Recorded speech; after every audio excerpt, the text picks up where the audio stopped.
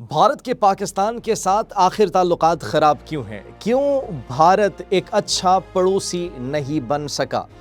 بھارت کے اندر کیا اس وقت مسئلے مسائل چل رہے ہیں؟ اور بھارت کے جتنے بھی ممالک ہیں آس پاس، ان کے پڑوسی ممالک، بھارت کی ان ممالک میں اور اسپیشلی پاکستان میں یہ جو پراکسیز کے تھرو حملہ کروانے کی کوششیں ہم دیکھتے ہیں، پاکستان کو ڈی اسٹیبلائز کرنے کی ہم کوششیں دیکھتے ہیں، مسلسل بھارت کی جانب سے کی جاتی ہے۔ What is the main reason behind that? ایک بڑی اہم میٹنگ ہوتی ہے، نشست ہوتی ہے ناظرین اعلیٰ سیکیورٹی عہدیدار کی بھارت کے موضوع پر میڈیا انفلوئنسرز کے ساتھ، جس میں ان تمام تر سوالوں کا جواب دیا جاتا ہے کہ آخر کیوں پاکستان کو اتنا گھٹیا اور ایک بے غیرت پڑوسی نصیب ہوا جو کہ ہمیشہ سے پاکستان کے اندر انتشار پھیلانے میں ملوث رہا ہے۔ ناظرین، سب سے پہلے جو اہم پوائنٹ ڈسکس کیا گیا دیٹ واز کہ بھارت کے اندر کتنے مسئلے مسائل ہیں۔ بھارت کے اندر غربت آپ دیکھیں کتنی بڑھتی چلی جا رہی ہے، بھارت کے اندر واش رومز تک نہیں ہے، بنیادی سہولیات تک لوگوں کو میسر نہیں ہے، لیکن ان ایشوز پر کوئی بات نہیں کرتا، بھارت کے ان مسائل پر کوئی بات نہیں کرتا۔ بھارت اپنے اندرونی مسائل جتنے بھی ہیں ان سے توجہ ہٹانے کے لیے صرف اور صرف پاکستان کے اندر حملے کرواتا ہے، حملے کروانے کی کوشش کرتا ہے، پاکستان کے خلاف پراکسی وار ایکٹیو کرتا ہے، because this is what they can prove. یہ اس بات کو ناظرین ثابت کرتا ہے کہ اندرونی مسائل کا علاج ان کے پاس نہیں ہے، اندرونی مسائل کو حل کرنے کی کیپیبلٹی ان کے پاس نہیں ہے۔ اگر وہ کچھ کر سکتے ہیں تو صرف اور صرف پاکستان مخالف بیانیہ بنا کر اور پاکستان کے خلاف پراکسیز کو ایکٹیو کر کے جو ہے وہ اپنے نیریٹو کو آگے پھیلا سکتے ہیں، پہنچا سکتے ہیں۔ تو یہ صرف اور صرف پاکستان میں عدم استحکام پھیلانے پر لگا ہوا ہے، رادر دین کہ وہ اپنے مسئلے مسائل کو ٹھیک کرے، جہاں پر بھارت کے اندر سطح غربت سے بھی لوگ ایک بڑی تعداد میں موجود ہیں۔ اربوں لوگ جو ہے ان کے اندر اگر دیکھا جائے میجورٹی آف دا پاپولیشن وہ سطح غربت سے نیچے زندگی گزارنے پر مجبور ہے، لیکن ان کے اوپر بات نہیں کی جائے گی، اس غربت کو ختم کرنے کی بات نہیں کی جائے گی۔ ایجوکیشن منسٹر جو کہ آئے روز پیپر لیکس ہو رہے ہوتے ہیں، جو بھی کاکروچ جنتا پارٹی احتجاج کر رہی ہے، اس پر بات نہیں کی جائے گی۔ پاکستان میں عدم استحکام پھیلانے کی کوششیں جاری رہیں گی بھارت کی جانب سے، کیونکہ اس کے علاوہ اور وہ کچھ کرنے کی کوشش نہیں کر سکتے، because they have nothing to prove.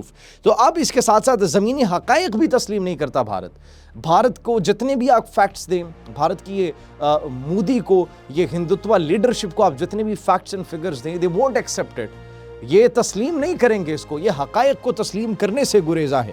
اور صرف یہ نہیں بلکہ یہ ایک ایسی انتہا پسند وہاں پر حکومت ہے، اور ایسے انتہا پسندانہ وہاں پر حکومت کے جتھے موجود ہے جو کہ مائنورٹیز کو مسلسل نشانہ بنا رہے ہیں۔ آپ نے گزرے ہوئے کرسمس کی اگر بات کی جائے تو آپ نے خبریں دیکھی ہوں گی، خبریں سنی بھی ہوں گی کہ کس طریقے سے مسیحی آبادی کو نشانہ بنایا گیا، مسیحی آبادی کے ساتھ ساتھ ان کے چرچز کو کس طریقے سے نشانہ بنایا گیا، اور وہی RSS کے مسلح جتھے وہاں پر جاتے تھے اور انتشار پھیلاتے تھے۔ منی پور کے اندر مسیحی برادری کے ساتھ کیا ہو رہا ہے؟ ابھی ہم نے اتر پردیش کے پچھلے ویلاگ میں خبر دی تھی کہ 3 خواتین کو گائے کا گوشت پکانے پر گرفتار کر لیا گیا تھا۔ تو this is actually the real face of India. ایک ناکام ریاست ہے، اور ناکام ریاست وہ آپ سب دیکھ سکتے ہیں کہ کن وجوہات کی بنا پر ہے۔ ناظرین، اب یہ بڑھتی ہوئی جو بھارت کے اندر مسئلے مسائل ہے، یہ بڑھتی ہوئی غربت جو ہے، یہ ایجوکیشن کے مسئلے مسائل ہے، یہ بنیادی فیسلٹیز، بنیادی حقوق کی جو محرومی ہے، اس کے بعد ناظرین مودی کے پاس کیا بچتا ہے؟ مودی کے پاس یہی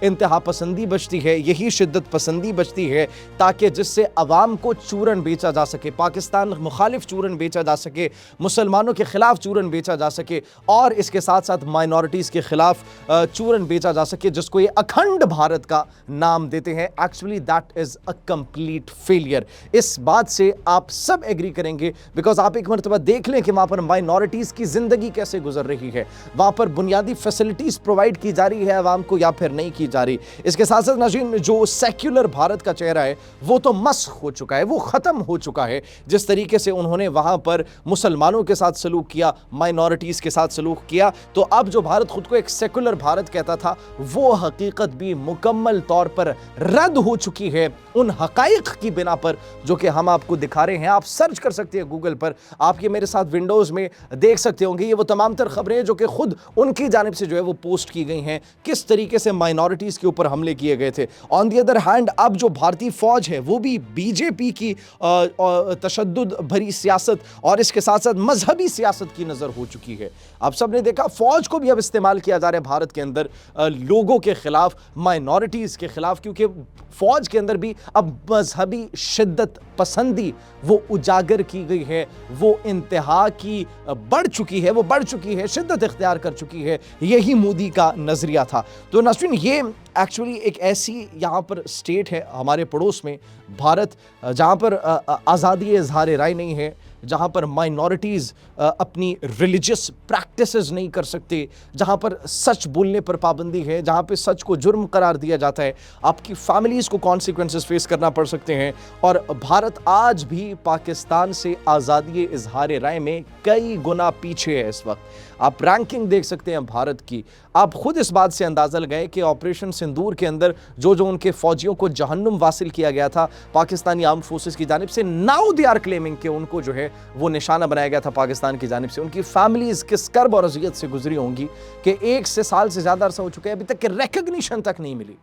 ये मोदी अपने आप को, अपनी नाकामी को बचाने के लिए इस हद तक नाज़रीन गुजर सकता है। वहाँ पर सेक्टेरियनिज़म की अगर बात की जाए, वहाँ पर आप देख ले, वो तो एक ज़ात के साथ जो है वो अछूत तक समझा जाता है। एक ज़ात को हम उसका नाम तो नहीं लेंगे, खैर आप सबको पता होगा, उस ज़ात के साथ खाना तक नहीं खाया जाता, कोई ताल्लुक़ तक नहीं रखा जाता। ये एक्चुअली भारत के अंदर सिस्टम है जिसको कोई भी डिनाई नहीं कर सकता। ये खुद वो मानते हैं इस बात को, जहाँ पर लोगों के बीच में तफरीक है, ज़ात पात की तफरीक जो है वो आपको देखने को मिलती है। सबसे पहले जो है भारत के अंदर जो मुसलमान है, ज़िंदा रहने के लिए उनको क्या सोचना पड़ेगा, उनको भारत के साथ वफ़ादारी साबित करनी होगी, और वो वफ़ादारी हिंदुत्व के साथ वफ़ादारी साबित करने के मानंद है। तो वो बिल्कुल ठीक कहा था कि भारत के जो मुसलमान हैं वो अपनी पूरी ज़िंदगी भारत के साथ वफ़ादारी साबित करने में गुजार देंगे। मकबूजा कश्मीर के अंदर जो सिचुएशन है, सबसे बड़ी दुनिया की जेल बनाई हुई है, 7 से 8 फ़र्द पर एक फ़ौजी एहलकार उन्होंने तैनात किया हुआ है, लाखों की तादाद में भारतीय फोर्सेस वहाँ पर मौजूद है। मासूम कश्मीरियों से उनका हक़ खुद इरादियत छीना गया है, कर्फ्यू वहाँ पर नाफिज है, जिस तरीके से जेल बना दिया गया कश्मीरी अवाम के लिए, जुल्म सितम जिस तरीके से वहाँ पर किया जाता है, तो ये भारत का मकरू चेहरा है जो कि अब जिससे दुनिया जो है वो मुंह नहीं मोड़ सकती। भारत आज़ादी की तहरीकों को छिपा रहा है, छिपाने के लिए पाकिस्तान का नाम लेकर मुख्तलिफ फॉल्स फ्लैग ऑपरेशंस ढूंढता है, लेकिन भारत की हर रियासत से नाज़रीन ये आवाज़ आ रही है। मणिपुर हो जाए, नागालैंड हो जाए, अरुणाचल प्रदेश हो जाए, आप जितनी 7 सिस्टर स्टेट्स को उठाकर देख लें, आप भारतीय पंजाब को उठाकर देख लें, हर किसी रियासत से ये आवाज़ आ रही है कि बस अब बहुत हो चुका, हम मोदी के साथ, हम भारत के साथ मज़ीद जो है वो वक्त नहीं गुजार सकते, हम भारत से अलहदा होना चाहते हैं। This is actually what we are seeing right now. सिर्फ ये नहीं बल्कि भारत जो पाकिस्तान के अंदर नाज़रीन करने की कोशिश कर रहा है डिस्टेबिलिटी, उसकी एक मिसाल आपने कलदम जॉइंट अवामी एक्शन कमेटी की सूरत में देखी, जहाँ पर मुसल्लह जत्थों ने सिक्योरिटी फोर्सेस पर हमला किया, मासूम सिविलियंस पर हमला किया, रियासती रिट को चैलेंज किया, रियासती इदारों को चैलेंज किया, रियासती इदारों पर हमलावर हुए। तो this is actually the real face of India.